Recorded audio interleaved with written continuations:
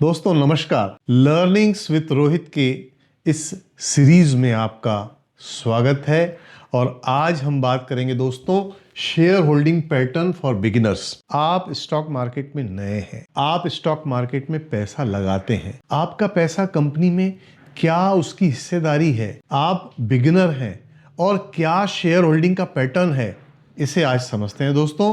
तो this is the stock market learning series, इसमें आपका एक बार स्वागत है। बहुत अच्छी स्लाइड्स, बहुत अच्छा आज का ये टीचिंग सेशन जो है रोहित ने दिया है। और ये मैं आपको ये बता दूं कि रोहित एंड उसकी जो टीम है, ये पूरा जो पीपीटी है उनके द्वारा बनाया जाता है और हम डिस्कस करते हैं, उसके बाद हम आपको बताते हैं। आईपीओ हमने हमारी पिछले वीडियो में बताया था, एक आपको एग्जाम्पल दिया था फिजिक्स वाला का, कि एक टीचर था, बहुत अच्छा टीचर था, उसने अपने कोचिंग इंस्टीट्यूट को बढ़ाने के लिए अपनी खुद की एक कंपनी खोली, प्राइवेट लिमिटेड कंपनी में उसने अपने परिवार के लोगों के पैसे लगाए और एक प्राइवेट लिमिटेड कंपनी बना करके उसने थोड़ा बड़ा कोचिंग इंस्टीट्यूट खोला। लेकिन वो सक्सेस हो गया और पूरे हिंदुस्तान में अपनी कोचिंग इंस्टीट्यूट की सेंटर उसको खोलना था। उसके लिए उसे बहुत पैसा चाहिए था और उसके लिए उसने इनिशियल पब्लिक ऑफरिंग यानी आईपीओ लेकर के आए और पब्लिक ने अपना पैसा लगाया और इस तरीके से एक बहुत बड़ी कैपिटल उसके पास हो गई और एक बहुत बड़ा उसने कोचिंग इंस्टीट्यूट पूरे देश में फैला दिया। तो आपने देखा होगा कि कुछ सप्ताह पहले फिजिक्स वाले का एक आईपीओ आया था, उसमें शायद आप में से कुछ लोगों ने पैसा लगाया भी होगा और आप में से कुछ लोगों को उसके शेयर्स अलॉट भी हुए होंगे। उस एग्जाम्पल को ही हम आगे बढ़ाते हुए आज के इस वीडियो को, आज के इस ट्रेनिंग सेशन को समझने का प्रयास करते हैं दोस्तों, कि आईपीओ रिकैप कंपनी पब्लिक कैसे होती है, ये हमें समझना है। तो ये जो प्राइवेट कंपनी थी जिसे कि फिजिक्स वाला ने अपने परिवार के सदस्यों से, अपने भाई से, अपने वाइफ से, अपने रिलेटिव से पैसा लेकर के बनाया था, ये एक पब्लिक कंपनी है, ये एक प्राइवेट कंपनी है। प्राइवेट कंपनी को उसने एक परमिशन लाई गवर्नमेंट से और परमिशन ला करके उसने आईपीओ ले आया और उसकी ये पब्लिक कंपनी बन गई। आईपीओ के बाद कंपनी पब्लिक कंपनी हो जाती है और कंपनी के शेयर्स जो है वो स्टॉक मार्केट में लिस्ट हो जाते हैं और अब आम जनता भी इसमें हिस्सा ले सकती है। जैसा कि आप जानते हैं कि आईपीओ सभी को तो अलॉट होता नहीं है, कुछ लोगों को अलॉट होता है, कुछ लोगों को अलॉट नहीं होता। लेकिन आईपीओ आने के बाद कंपनी लिस्ट हो जाती है स्टॉक मार्केट में और जैसे ही वो लिस्ट होती है, जिन लोगों के पास आईपीओ के थ्रू वो शेयर्स नहीं आए हैं, वो भी उस कंपनी के शेयर्स स्टॉक मार्केट के माध्यम से खरीद सकते हैं। और जिन लोगों को आईपीओ में, स्टॉक मार्केट में आईपीओ में शेयर्स अलॉट हुए हैं, वो व्यक्ति स्टॉक मार्केट में चूंकि कंपनी लिस्ट हो जाती है, वो अपना शेयर मुनाफा कमा करके बेच भी सकता है। तो आइए, शेयर होल्डर क्या होता है, ये बहुत सरल क्वेश्चन है, लेकिन बहुत सारे नए इन्वेस्टर्स को ये मालूम नहीं है कि आखिर शेयर होल्डर होता क्या है। जो लोग शेयर खरीदते हैं वो कंपनी के शेयर होल्डर कहलाते हैं, शेयर होल्डर बन जाते हैं। अगर आपको आईपीओ में शेयर्स लग गए तो आप कंपनी के शेयर होल्डर बन गए। अब शेयर होल्डर यानी कंपनी में आप पार्टनर बन गए, आप कंपनी के छोटे से मालिक बन गए। कितने छोटे? अब आप कंपनी के छोटे मालिक हैं, लेकिन बड़ा मालिक कौन है? बड़ा मालिक वो है जिसने इस कंपनी की शुरुआत की। रिलायंस इंडस्ट्रीज में धीरू भाई अंबानी, और फिजिक्स वाला में जो वो टीचर था जिसने सबसे पहले ये कोचिंग इंस्टीट्यूट शुरू किया था, ये वो टीचर है जिसने ये कंपनी की शुरुआत की थी। प्रमोटर वो है जिसने कंपनी शुरू की, जिसको कि फाउंडर कहते हैं। एग्जाम्पल हमने दिया कि एक टीचर जैसे फिजिक्स वाला जिसने अपनी कोचिंग इंस्टीट्यूट शुरू की, और सबसे ज्यादा दोस्तों प्रमोटर वो होता है जिसके पास सबसे ज्यादा कंट्रोल होता है कंपनी का। आपके मन में एक प्रश्न आना स्वाभाविक है, कंट्रोल यानी क्या? आइए, आईपीओ कैटेगरीज इन्वेस्टर्स कौन है? आप एक रिटेल इन्वेस्टर हैं, या तो आपको आईपीओ के थ्रू इस कंपनी के शेयर्स अलॉट हुए, या आपने बाजार से खरीदे, बाजार से यानी स्टॉक मार्केट से, बॉम्बे स्टॉक एक्सचेंज से या नेशनल स्टॉक एक्सचेंज से आपने शेयर्स खरीदे, तो आप इस कंपनी के शेयर होल्डर तो हैं। लेकिन प्रमोटर कौन होता है? प्रमोटर आपको जैसे मैंने बताया कि सबसे ज्यादा स्टेक, सबसे ज्यादा हिस्सा इस शेयर होल्डिंग का जिसके पास होता है वो प्रमोटर कहलाता है। तो प्रमोटर के अलावा एक तो हो गया रिटेल इन्वेस्टर, जैसे आप और मैं जो शेयर्स खरीदते हैं या आईपीओ लगता है। उसके अलावा आपने सुना होगा फॉरेन इंस्टीट्यूशनल इन्वेस्टर्स। अगर आपने हमारे स्टॉक्स विद रोहित के शोज आप रेगुलर देखते हैं तो लगभग हर शो में इसकी बात होती है कि एफआईआईज ने पैसा निकाल लिया, एफआईआईज ने इन्वेस्टमेंट किया। एफआईआई है कौन? डीआईआई है कौन? जो भारत की कंपनी के म्यूचुअल फंड्स हैं। वो फंड्स जो हैं, वो जो म्यूचुअल फंड की कंपनियां हैं उसे कहते हैं डीआईआई, डोमेस्टिक इंस्टीट्यूशनल इन्वेस्टर्स। और एफआईआई जो विदेशों की कंपनियां हैं, जैसे अमेरिका की है या और कोई देशों की कंपनियां हैं, चाइना की कंपनीज हैं, म्यूचुअल फंड की जो भारत में पैसा लगाती हैं, वो होती हैं एफआईआईज। तो प्रमोटर वो होता है जिसने कंपनी की शुरुआत की। एफआईआई और क्यूआईबी वो इन्वेस्टर्स होते हैं, ये बड़े इन्वेस्टर्स होते हैं जैसे बैंक्स और फॉरेन फंड, बाहर का पैसा भारत की कंपनियों में लगाने वाले एफआईआईज कहलाते हैं। और तीसरा होता है डीआईआई, जो कि भारत के ही म्यूचुअल फंड्स कंपनियां होती है जिन्हें देश के बड़े फंड्स, आप में से बहुत लोगों की एसआईपीस चलती होगी अलग अलग फंड्स में। वो पैसा आखिर जाता कहां है? वो पैसा जो म्यूचुअल फंड में आप पैसा लगाते हैं वो कंपनी बाजार से स्टॉक्स इन्वेस्ट करती है, बाजार से शेयर खरीदती है, शेयर मार्केट से। वही होता है म्यूचुअल फंड्स डीआईआई, यानी भारत के ही, देश के ही जो पैसा म्यूचुअल फंड की कंपनीज होती हैं वो कहलाती है डीआईआई। और चौथा क्या है? चौथा है रिटेल इन्वेस्टर्स, यानी आप और मैं, यानी कि आम जनता, यानी कि इस देश का वो व्यक्ति जो अपनी गाड़ी कमाई यहां लगाता है। इस तरीके से चार हिस्से होते हैं टोटल शेयर कैपिटल के।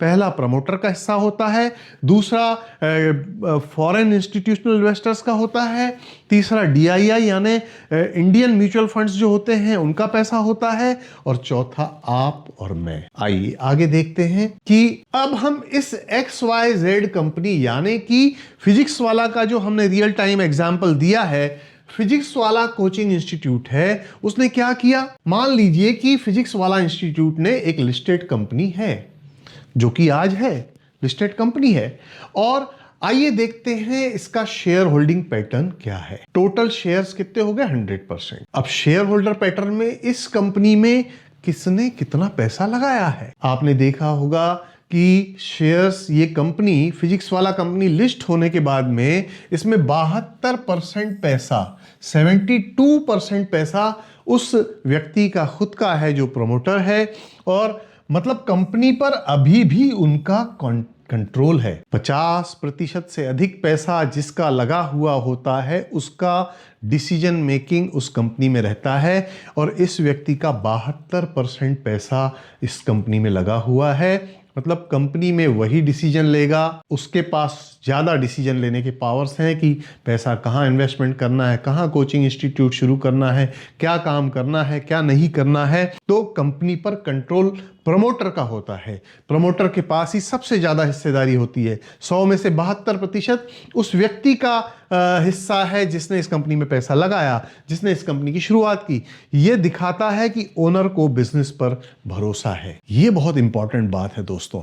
आपने देखा होगा कि स्टॉक्स विद रोहित के शो में अक्सर जब फंडामेंटल्स की बात रोहित तातेड़ करते हैं तो वो ये बताते हैं कि प्रमोटर्स का पैसा कम नहीं हुआ है, या प्रमोटर्स ने अपना स्टेक 2% कम किया है, 3% कम किया है। अगर प्रमोटर्स का स्टेक, अब आपको यह भी जानना जरूरी है कि प्रमोटर्स का स्टेक कम कब कब होता है। मैं आपको बताऊंगा, एक सेबी का रूल भी है। जब नई कंपनी कोई आती है तो सेबी का क्या रूल है इसके बारे में हम आगे की स्लाइड में बात करेंगे। लेकिन भरोसे की बात अभी हम कर रहे हैं कि जिस कंपनी में जो प्रमोटर होता है वो अपना पैसा नहीं निकालता, इसका मतलब वो ऊंची दामों पर अपने शेयर्स को नहीं बेचता है। इसका मतलब ये है कि कंपनी और प्रोग्रेस करने वाली है, कंपनी के बारे में उसकी सोच बहुत पॉजिटिव है, और वो अपना पैसा लगाए रखा है उसने। ये होता है भरोसा। एफआईआईज और डीआईआईज बड़े प्लेयर होते हैं, ये लोग बड़े प्लेयर हैं। एफआईआई जो फॉरेन इंस्टीट्यूशनल इन्वेस्टर्स हैं इनका इस कंपनी में 12.5% है,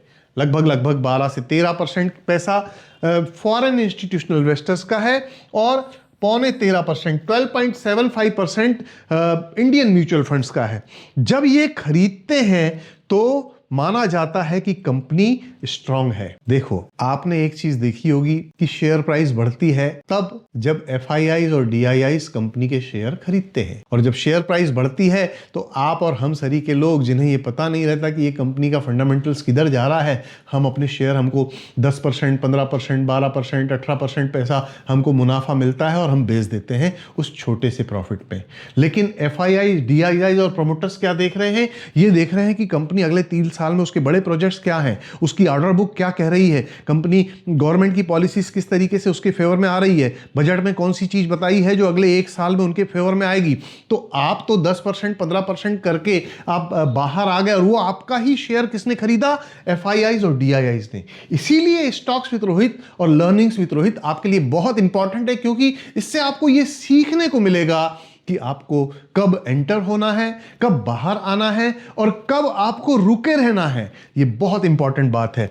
जब ये खरीदते हैं तो ये माना जाता है कि कंपनी प्रोग्रेस कर रही है। आइए अब हम देखते हैं टाइम फैक्टर, ये डेटा कब का है, सेबी का रूल क्या है, ये देखते हैं दोस्तों। अब आप कहेंगे, आपके मन में एक बहुत साधारण सा प्रश्न आना चाहिए कि अगर कंपनी बहुत अच्छी है तो हो सकता है उसके पास 90% हो सकता है उसके पास 85% हो सकता है उसके पास 95% हो, तो ऐसे में तो कंपनी के शेयर्स के रेट कभी बढ़ेंगे ही नहीं या धीरे धीरे बढ़ेंगे।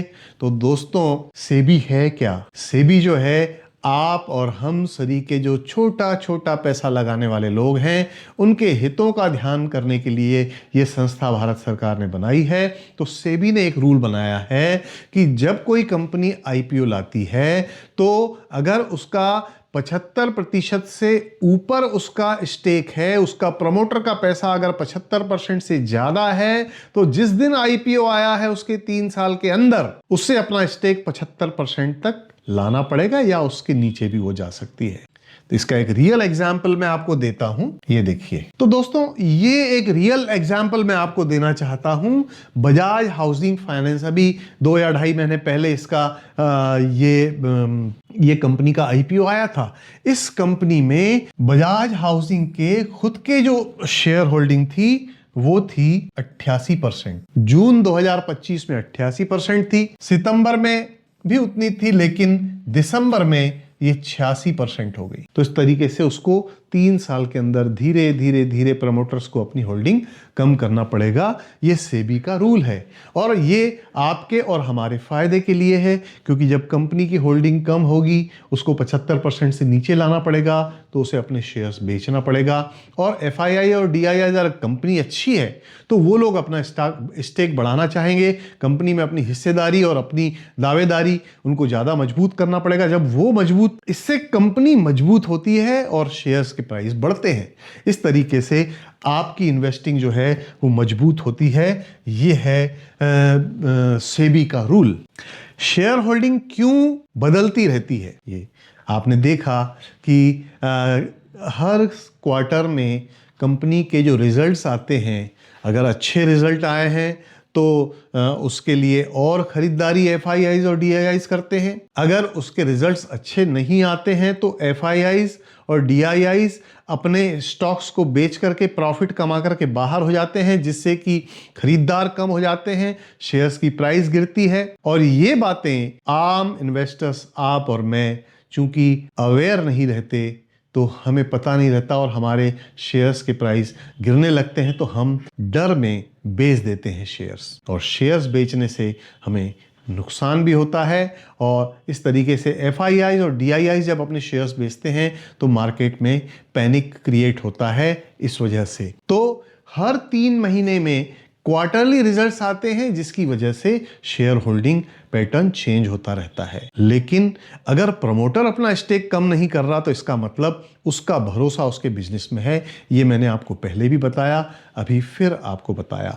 आइए अब हम आगे बढ़ते हैं कि कंपनी अगर खराब है तो इन्वेस्टर सेल करते हैं, और कंपनी अगर अच्छी है तो एफआईआईज और डीआईआईज बाय करते हैं। ये मैंने अभी आपको जस्ट बताया। तो दोस्तों, इस तरीके से आज हमने शेयर होल्डिंग पैटर्न्स की बात की।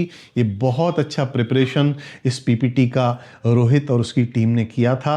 उसके लिए वास्तव में धन्यवाद के पात्र रोहित हैं, रोहित तातेड़ हैं। तो मैं उनको धन्यवाद देता हूं आप सबके बिहाफ में।